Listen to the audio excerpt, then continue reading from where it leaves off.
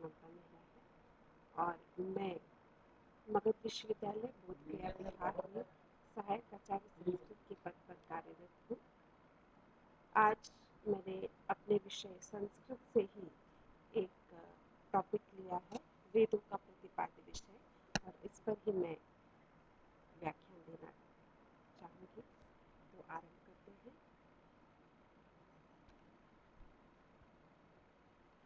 सबसे पहले वेदों के परिचय को अगर हम जाने, वेदों के विषय में बात करें तो वेद तपोलीन महर्षियों द्वारा प्रत्यक्ष दृष्ट साक्षात दर्शन किए हुए ग्रंथ हैं।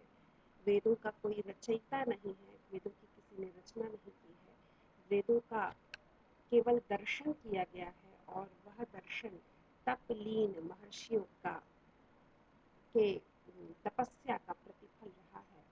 वेद अनादिकाल से विद्यमान ज्ञान राशि है जो तपस्यमान ऋषि विशेष को काल विशेष में दृष्टिगोचर होते हैं। श्रीमद् भागवत के अनुसार वेद ने जिन कर्मों का विधान किया वे धर्म है और जिन कर्मों का निषेध किया है वही अधर्म है।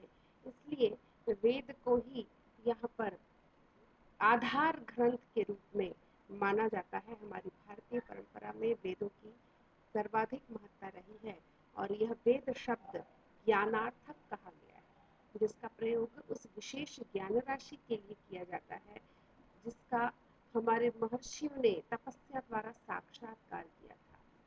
वेद केवल कपोल कल्पना नहीं है, ये विज्ञान है। वेद के मंत्रों में सूत्र रूप में गहन विशिष्ट सिद्धांतों का, विज्ञान के रहस्यों का भी उद्घाटन किया गया है। और अब तो नासा भी ये मानता है कि भारतीय संस्कृति के सबसे प्राचीन ग्रंथ के रूप में ही नहीं, विश्व की सबसे प्राचीनतम रचना के रूप में ऋग्वेद माना गया है। और ऋग्वेद में जो तथ्य, जो गूढ़ रहस्य सृष्टि के बारे में वर्णित है, वह आज भी सृष्टि विज्ञान के वैज्ञानिकों के लिए अनुकरणीय माने गए हैं। ये वेद महर्षियों द्वारा प्रत्यक्ष दृष्ट होने के कारण कभी भी असत्य और अविश्वास के कारण नहीं बन सकते। हम इन पर कभी भी अविश्वास करें ऐसी बात नहीं है। कम से कम भारतीय संस्कृति में तो वेदों को सर्वमान्य स्वीकार किया गया है। ये वेद नित्य हैं और मूल रूप में पुरुष जाति से असंबद्ध होने के कारण अपौरुषेय हैं। यह पुरुष जाति से असंबद्ध होने का मतलब यही है कि अपौरुषेय, जो पुरुष द्वारा निर्मित होगा वह पौरुषेय होगा।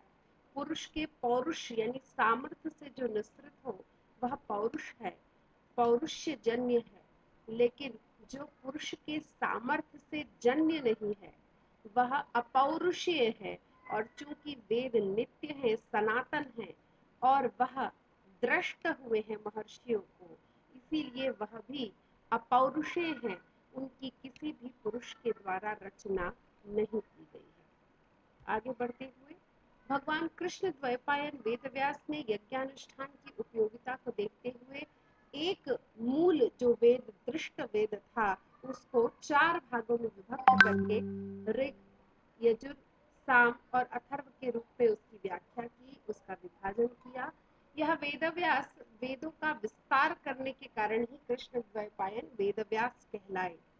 अब इन वेदव्यास ने अपने शिष्यों को इन वेदों का पाठ पढ़ाया और ऋग्वेद को पैल ऋषि को पढ़ाया गया, यजुर्वेद को वैशंपायन ऋषि, सामवेद को जैमिनी और अथर्ववेद को सुमंतु ऋषि को पढ़ाया गया।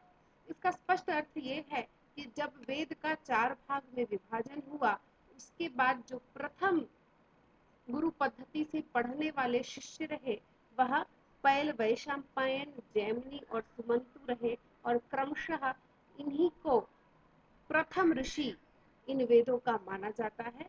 ऋग्वेद को पैल ऋषि, ऋग्वेद के ऋषि पैल माने जाते हैं, यजुर्वेद के ऋषि वैशंपायन, सामवेद के जैमिनी और अथर्ववेद के सुमंतु ऋषि स्वीकार किए गए हैं। इन चारों शिष्यों ने अपने अपने अधीत वेद के संरक्षण और प्रसार के लिए शाकल आदि अपने अनेक शिष्यों को पढ़ाया और इस क्रम में वेदों का शाखा विस्तार होता गया। हम जानते हैं कि पतंजलि ने अपने ग्रंथ महाभाष्य में सभी वेदों के शाखाओं के बारे में चर्चा की है। ऋग्वेद की 21, यजुर्वेद की 101, सामवेद की 1000 शाखाएं मानी गई हैं और इस प्रकार से ये अनंत शाखाएं अनेक आगे परिवर्ती क्रम में बढ़ती चली जाती हैं, लेकिन वर्तमान में बहुत अल्प शाखाएं ही उपलब्ध हो पाई हैं और इसका कारण है कि गुरुमुख परंपरा से एक पीढ़ी से दूसरी पीढ़ी ये ऋषि मुख से गुरु मुख अनुश्रवण से गुरु के मुख से सुनकर सीखा गया यह जो वेद का पूरा ये पठन पाठन का क्रम था ये मौखिक रहा और इसको बहुत कालांतर में बहुत बाद में जाकर इनको ताड़पत्रों इत्यादि पर संकलित किया जाने लगा और तब से पांडुलिपियों इत्यादि का क्रम शुरू हुआ और वेदों की शाखाओं का संग्रहण शुरू हुआ। लेकिन उसके पहले और इन ताड़पत्रों की क्योंकि कई कारण से क्षरण होता है इसीलिए वह धीरे धीरे क्षय की अवस्था को प्राप्त होता हुआ अनेक पांडुलिपियां जर्जर हो गई और नालंदा इत्यादि जो महाविद्यालय विश्वविद्यालय हुआ करते थे प्राचीन समय में, तक्षशिला, नालंदा इत्यादि, वहाँ ऐसे अनेक पांडुलिपियों का संग्रह था जिसे बाद में बाहरी राजाओं के द्वारा आक्रमण कर और नष्ट कर दिया गया, जला दिया गया, अनेक पांडुलिपियों को जला दिया गया था। तो इस तरह से बहुत सारी शाखाओं का क्षरण हो गया, लेकिन आज भी अनेक शाखाएं उपलब्ध हैं और उन्हीं के अनुसार पूरे भारतवर्ष में इस संस्कृत का और वेद का परंपरा में इसके अनुसार पठन पाठन होता है वेद विद्यालयों में। संहिताओं की यदि विषय वस्तु की बात करें तो श्रीमद् भागवतकार ने वेदों का वर्ण विषय कहा है।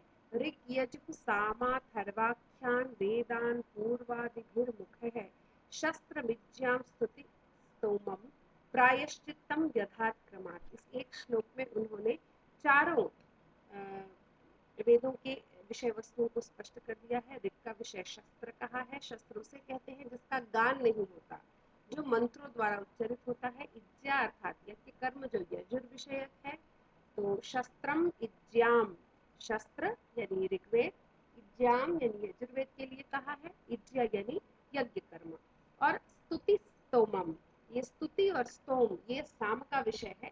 और प्रायश्चित्तम, ये प्रायश्चित जो है यह अथर्ववेद का प्रतिपाद्य विषय है।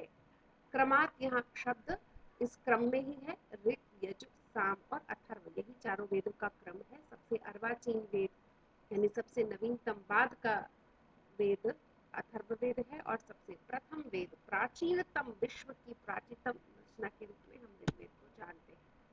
अब ऋग्वेद के प्रतिपाद्य विषय की बात करें तो ऋग्वेद ऋचाओं का संग्रह है।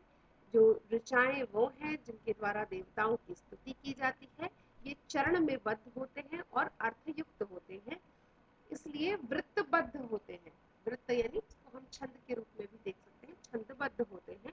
वैदिक छंदों की एक बड़ी विस्तृत परंपरा है, 7 प्रमुख छंद हैं और फिर अवान्तर में उनकी अनेक जातियां उपजातियां हैं। तो पादेनार्थेन चोपेता वृत्तबद्धा मंत्राः, ये जैमिनी न्याय सूत्र में ऋचा की व्याख्या की गई है। मुख्यतः देवताओं की याज्ञिक स्तुतियों का संकलन ऋग्वेद में उपलब्ध होता है। कुल 33 देवताओं की स्तुति की गई है, जिसमें इंद्र और अग्नि का प्रमुख स्थान है। ऋग्वेद में लगभग 20 सूक्त ऐसे हैं जिन्हें संवाद सूक्त कहा जाता है, जिसमें पुरुर्वा, उर्वशी, यमयमी, सर्मापाणी, विश्वामित्र, नदी संवाद इत्यादि महत्वपूर्ण स्थान रखते हैं। विषय वस्तु की दृष्टि से ऋग्वेद के समस्त सूक्तों को हम 10 वर्गों में बांट सकते हैं। देवता सूक्त जिसमें देवताओं की स्तुति होती है, ध्रुवपद कथा सूक्त कथानक के रूप में, संवाद सूक्त जिसमें आपसी बातचीत को बताया जाता है, दान स्तुति जिसमें दान का महत्व और महिमा का मंडन है, तत्व ज्ञान जहाँ पे गूढ़ दार्शनिक रहस्यों की व्याख्या की गई है, संस्कार जहाँ वैदिक संस्कारों की चर्चा है। भारतीय संस्कृति में 16 संस्कार माने गए हैं और उन 16 संस्कारों का जो मूल स्वरूप है वह संस्कार विषयक ऋग्वैदिक सूक्तों में प्राप्त होता है। फिर मांत्रिक, जिनको मंत्र की संज्ञा हम दे सकते हैं, लौकिक, लौकिक जीवन से संबंधित जो मंत्र हैं, और आपरी सूक्त जो परिशिष्ट के रूप में भी प्राप्त किए जाते हैं। कुछ विद्वान इन्हें ऋषि, देवता, अर्थ और छंद सूक्त से भी 4 भागों में विभाजित करते हैं। ऋषि यानी एक ऋषि के द्वारा जितने मंत्र कहे गए उनका एक तरह अगर हम एक उसका क्रम बना ले तो ये एक विभाग हो गया। देवताओं को इष्ट करते हुए जो मंत्र बने हैं, देखे गए हैं, उन मंत्रों का एक संग्रह। और अर्थ सूक्त जिसमें आर्थिक विषयों और लौकिक जीवन से संबंधित विषयों का प्रकल्पन है। और छंद सूक्त जिसमें छंद विधान की चर्चा है, किसी एक विशिष्ट छंद को लेकर जो सूक्त रचे गए हैं, मंत्र रचे गए हैं, उनका जो संकलन है। तो इस प्रकार से 4 भागों में विभाजित किया जा सकता है विषय वस्तु को, और उपरोक्त 10 विभाग भी इसके स्वीकार्य है। उपरोक्त जो 10 विभाग हैं ये विषय वस्तु के आधार पर है, और नीचे जो 4 विभाग कहे गए हैं ये उस मंत्रों की प्रकृति के अनुसार है। तो दोनों विभागों का स्वरूप अलग अलग है। इसके बाद हम यजुर्वेद की चर्चा करें तो यजुर्वेद यजुषों का संग्रह है। यजुष क्या है? जो अक्षरों की नियत संख्या जहाँ न हो ऐसे अनियताक्षरावसानो यजु। अनियत अक्षर वाले यानी गद्यात्मक जो है वो यजु है। और इस गद्यात्मक यजु या शेष यजु शब्द का भी तात्पर्य यही है कि ऋक व साम से भिन्न गद्यात्मक छंदों का अभिधान यजुष कहलाता है। यजुर्वेद के देवता वायु, आचार्य वैशंपायन, जैसा पूर्व में मैंने बताया था। और यजुर्वेद के 2 विभाग कृष्ण शुक्ल माने जाते हैं। ये उनके स्वरूपात्मक विभेद के कारण है। कृष्ण यजुर्वेद की शाखाएं तैत्तिरी, मैत्रायणी, कठ, कपिष्ठल हैं। ये भी शाखाएं इन ऋषियों, तित्तिर ऋषि के द्वारा तैत्तिरी शाखा, मैत्रायणी ऋषि के द्वारा मैत्रायणी शाखा, इस तरह से अलग अलग ऋषियों के द्वारा जो शाखाएं आगे अवान्तर में परिवर्तित हुई या प्रवर्धित हुई, उनको उस रूप में जाना जाता है। और इसका यजुर्वेद का जो ऋत्विक है वो अध्वर्यु कहलाते हैं। सामवेद की चर्चा करेंगे। सामवेद देवताओं को प्रसन्न वाले गान से युक्त, स्तुतियों से युक्त रचना है। और इस सामवेद में ऋग्वैदिक मंत्रों का गान प्राप्त होता है। इसके 2 भाग हैं, पूर्वार्चिक, उत्तरार्चिक। पूर्वार्चिक में 6 प्रपाठक, उत्तरार्चिक में 9 प्रपाठक। सामवेद की शाखाएं रानायनी, कौथुमी, जैमिनी। और इसी प्रकार अत्यंत विस्तार से मैंने यहाँ पर इसका स्वरूप को बताने का प्रयास किया है। सामवेद के पूर्वार्चिक भाग में जो विषय है वो प्रथम प्रपाठक में अग्नि पर्व या आग्नेय कांड है। द्वितीय से चतुर्थ प्रपाठक में इंद्र पर्व और पंचम प्रपाठक पवमान पर्व कहा जाता है। इसके बाद अथर्ववेद का परिचय। अथर्ववेद के बारे में हम कहेंगे। अथर्ववेद के देवता सोम, ऋत्विक ब्रह्मा, आचार्य सुमंतु हैं। अथर्ववेद के अनेक नाम हैं, अथर्वांगिरो वेद, भृगवंगिरो वेद इत्यादि। और महर्षि पतंजलि ने इसकी 9 शाखाएं कही हैं। और अथर्ववेद में कुल 20 कांड हैं और लगभग 1200 मंत्र ऐसे हैं जो ऋग्वेद में भी मिलते हैं। अथर्ववेद की विषय वस्तु को हम 8 वर्गों में बांट सकते हैं, जिसमें भैषज्य सूक्त जो रोग के निदान इत्यादि से संबंधित है, आयुष्य सूक्त, पौष्टिक सूक्त, स्त्री कर्म सूक्त, प्रायश्चित सूक्त, ब्रह्मण्य सूक्त, राजकर्म सूक्त, अभिचार सूक्त। इस प्रकार ये 8 वर्गों में विषय वस्तु के आधार पर जो विषय उनमें वर्णित है उनके अनुसार यहाँ 8 प्रकार के वर्गीकरण किए गए हैं। अनेक विद्वान अलग अलग तरह से इसका वर्गीकरण करते हैं, इसकी विषय वस्तु का, लेकिन मुख्य रूप से यही जो लौकिक जीवन से संबंधित आदि भौतिक विषयों से संबंधित जो चिंतन है वो अथर्ववेद में मिलता है। जिसमें हमको आयुर्वेद की भी चर्चा आती है, औषधि विज्ञान, मंत्र चिकित्सा, जल चिकित्सा, मृत चिकित्सा इत्यादि की चर्चा आती है, षोडश संस्कारों का वर्णन आता है, भूमि वर्णन आता है, वास्तु की चर्चा आती है। तो अथर्ववेद का जो संपूर्ण विषय है वो लौकिक जीवन से संबंधित है। तो लौकिक जीवन में जितने भी विषय हमारे महत्वपूर्ण होते हैं उन विषयों का चित्रण यहाँ पर किया गया है।